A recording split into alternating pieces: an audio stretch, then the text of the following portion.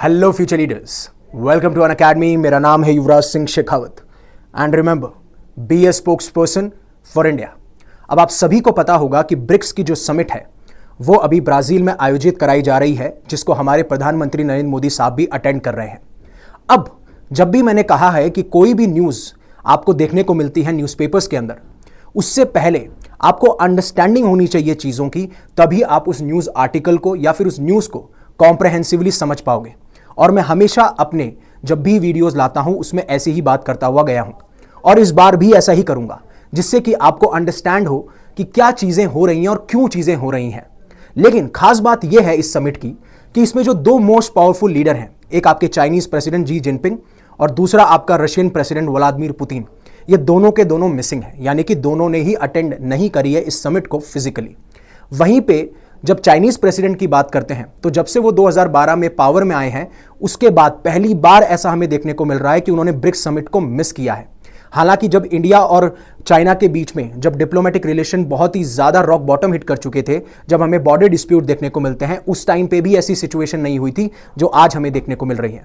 अब कुछ रिपोर्ट्स की माने तो कहते हैं उनकी तबीयत खराब है, कुछ बोल रहे हैं तख्ता पलट हो रहा है, और ये सारी न्यूज़ बार बार बीच बीच में निकलती हुई आती हैं। ऐसा कोई बहुत सरप्राइजिंग फैक्टर नहीं है इसके अंदर। दूसरा, जब मैं रशियन प्रेसिडेंट व्लादिमीर पुतिन की बात करता हूं तो उन्होंने वर्चुअली इस समिट को अटेंड किया। हालांकि वो फिजिकली इसलिए नहीं आ पाए क्योंकि उनके खिलाफ एक इंटरनेशनल अरेस्ट वारंट इशू किया जा चुका है, जिस तरीके से उन्होंने इन्वेड किया था यूक्रेन के अंदर। बट सबसे खास बात, जब ये ब्रिक्स समिट हो रही थी और उनकी तरफ से काफी सारे कमेंट आए, तो ट्रंप ने भी थ्रेटन किया है ब्रिक्स को, और यह डायरेक्टली इनडायरेक्टली थ्रेटन करता है नेशंस को भी जो कि पार्टिसिपेट कर रहे हैं इस ब्रिक्स समिट के अंदर। तो उन्होंने साफ साफ ये कहा और लेबल कर दिया, ब्रिक्स को एक लेबल दे दिया कि वी आर एंटी अमेरिकन, और यह कहा कि अगर आप एंटी अमेरिकन पॉलिसीज फॉलो करेंगे तो हम आपके ऊपर 10% टैरिफ लगाते हुए नजर आएंगे, और there will be no exception, हम किसी भी कंट्री को बख्शेंगे नहीं। अगर आप एंटी अमेरिकन पॉलिसीज फॉलो करते हो तो हम आपके ऊपर 10% टैरिफ लगाएंगे। इवन आप बहुत सारी रिपोर्ट देख सकते हो जहां पे उन्होंने कहा कि अगर आप ब्रिक्स के साथ में अलाइन कर रहे हैं so that would be an anti American policies, जिसकी वजह से आपके ऊपर 10% एडिशनल टैरिफ देखने को मिल सकता है। टैरिफ के बारे में मैंने पहले भी बताया है कि जब भी नेशंस कोई माल एक्सपोर्ट कर रहे हैं किसी और नेशन से, तो उन फॉरेन गुड्स पे जो टैक्स लगाया जाता है उसे हम टैरिफ कहते हैं। अब वहीं पे ब्रिक्स नेशन ने भी साफ साफ जो यूनाइटेड स्टेट्स के टैरिफ्स लगाए जाते हैं उनको स्लैम किया, उनको क्रिटिसाइज किया। हालांकि जब वो टैरिफ्स की बात कर रहे थे तो उन्होंने यूनाइटेड स्टेट्स के टैरिफ लगाए जाने पर बात नहीं करी, यानी कि उन्होंने बहुत सारे नेशंस की बात तो करी कि जो भी अगर ऐसा टैरिफ लगाता है तो वो जो वर्ल्ड ट्रेड ऑर्गेनाइजेशन है उनके रूल्स को वायलेट करता है। समझेंगे, don't worry about it. But जैसे ब्रिक्स नेशन ने स्लैम किया कि जो यूनाइटेड स्टेट्स के टैरिफ्स हैं, लेकिन उन्होंने डोनाल्ड ट्रंप का नाम नहीं लिया। और खासकर जिस तरीके से डोनाल्ड ट्रंप ये डिक्लेयर कर देते हैं कि अब तो मैं आ चुका हूं, और ट्रंप जब आते हैं तो उनका एक और फेवरेट वर्ड आता है, टी आता है तो दूसरा टी भी आता है, जब ट्रंप आते हैं तो टैरिफ भी आता है। तो इसे यूनिलैटरल टैरिफ्स कहते हैं। आपने बात ही नहीं करी नेशंस के साथ में, आपने कोई डिस्कशन ही नहीं किया और आपने अपनी मर्जी से ही टैरिफ लगा दिया। इसीलिए, और साथ साथ में ये आप बहुत सारी रिपोर्ट्स में देखेंगे, लेकिन अब ब्रिक्स ने तो स्लैम किया ही है यूनाइटेड स्टेट्स की टैरिफ्स को, साथ साथ में चाइना ने भी रिस्पॉन्ड किया है जब डोनाल्ड ट्रंप ने ये एडिशनल थ्रेट की बात करी कि हम ब्रिक्स नेशन के ऊपर 10% का टैरिफ और लगा देंगे और किसी भी नेशन के लिए कोई एक्सेप्शन नहीं होगा। और इसी वजह से चाइना ने स्लैम किया और कहा कि जब भी आप टैरिफ्स की बात करते हो या फिर आप नेशन के साथ में जुड़ना चाहते हो तो आप प्रेशराइज नहीं कर सकते हो किसी को, आप प्रेशर में नहीं डाल सकते हो कि भाई हम टैरिफ लगा देंगे, हम टैरिफ लगा देंगे। अब मैं बताऊंगा ये टैरिफ भी क्यों लगाते हैं, और ये चीज जो है चाइनीज फॉरेन मिनिस्ट्री ने कही। और वहीं पे चाइना ने यह कहा कि जो ये हमारा ब्रिक्स ब्लॉक है, हम यहां पे चाहते हैं जितनी भी कंट्रीज पार्टिसिपेट करती हैं वो धीरे धीरे डेवलप्ड हो, हम लोगों के बीच में ट्रेड हो, इकोनॉमिक कॉपरेशन हो, मिलिट्री वाइज हम आगे बढ़े, हमारा ग्रुप भी डेवलप्ड ग्रुप्स में से गिना जाए। ये हमारा काम है। हमारा काम ये नहीं है कि हम किसी और कंट्री को टारगेट करना चाहते हैं या फिर हमारा ग्रुप किसी और को कन्फ्रंट करता है। इन सारी चीजों को हम डिकोड करेंगे। और उन्होंने साफ साफ ये भी कहा Chinese foreign ministry spokes person ने कि ट्रेड और टैरिफ में कोई विनर नहीं होता, राइट। लेकिन आगे बढ़ने से पहले आपको मुझे यह बताना है कि ये जो जिस समिट की मैं बात कर रहा हूं ये कौन सी समिट है, 11th है, 13th है, 15th है, 17th है, और इसकी थीम क्या है, क्योंकि काफी बार यूपीएससी पूछ लेता है और 2025 में भी पूछा गया है। अब थोड़ा सा ब्रिक्स के बारे में जानते हैं कि ब्रिक्स है क्या, ब्रिक्स की क्या इंटेंशन थी, ब्रिक्स का क्या एम है, और क्यों ट्रंप आग बबूले हो जाते हैं या फिर वो थ्रेटन करने लग जाते हैं जब भी ब्रिक्स की समिट होती है या फिर ब्रिक्स कभी भी कोई रिफॉर्म या चेंजेस की बात करता है। तो आपको यह समझना पड़ेगा कि अर्ली 2000s की बात है, यानी 2001 की बात है। गोल्डमैन सैक्स, आपने इस कंपनी का नाम सुना होगा, ये एक इन्वेस्टमेंट बैंकिंग फर्म या फिर आप कह सकते हो इन्वेस्टमेंट मैनेजमेंट कंपनी है, यूनाइटेड स्टेट बेस। तो इसके एक इकोनॉमिस्ट थे जीमो नायल, उन्होंने ये टर्म कॉइन करी थी, जिसमें पहले ब्रिक था, ब्राजील, रशिया, इंडिया, चाइना। और इन्होंने ये कहा कि जब 21वीं सेंचुरी आएगी या फिर जो 21वीं सेंचुरी है उसमें अगर कोई ग्लोबल इकोनॉमी को रीशेप करेगा तो ये इकोनॉमीज करती हुई आएंगी। ये उन्होंने एक प्रेडिक्शन दिया था।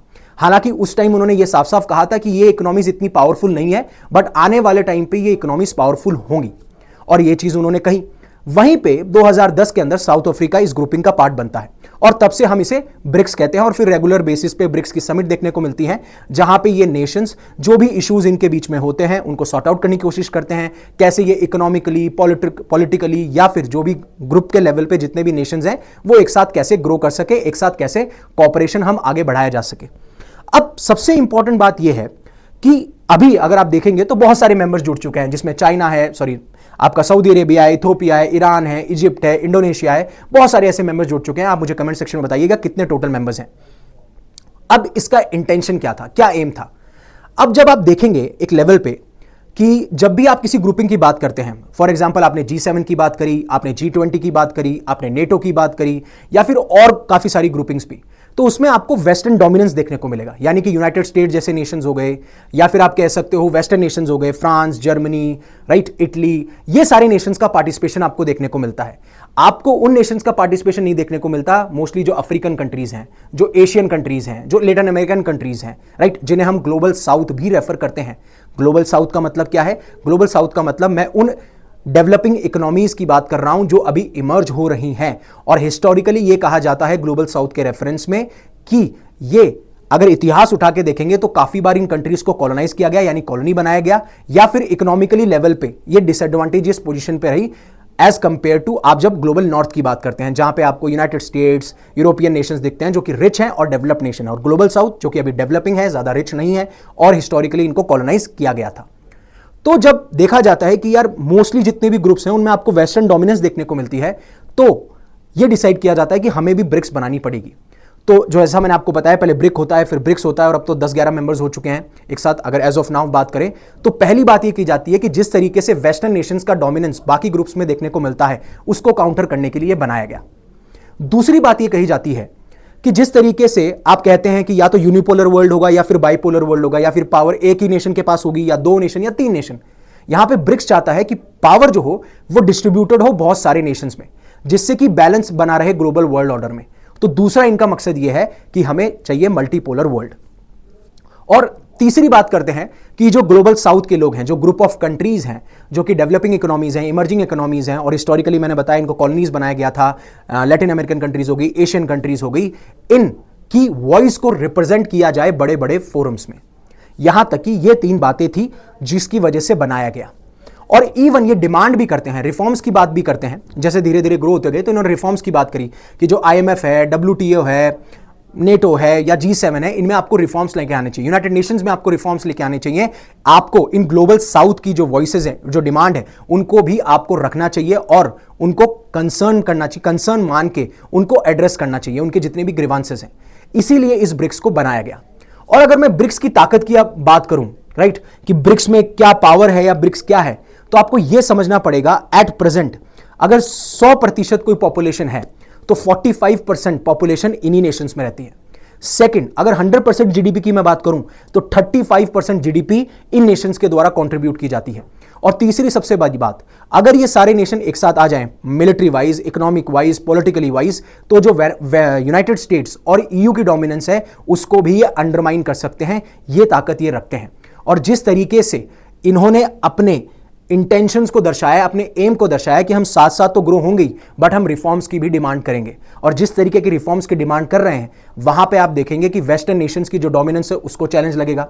और इवन इनका मकसद यह भी था कि जब आपको पता है मोस्टली जो ट्रेड है वो आपको डॉलर में देखने को मिलेगी, या फिर आपको यूरोपियन नेशन जो यूरो है, पाउंड है, इनमें आपको देखने को मिलेगी, तो होगा यह कि मोस्टली ग्लोबल ट्रेड जब इन्हीं करेंसीज में हो रही हैं तो डोमिनेंस इन्हीं का रिफ्लेक्ट होगा।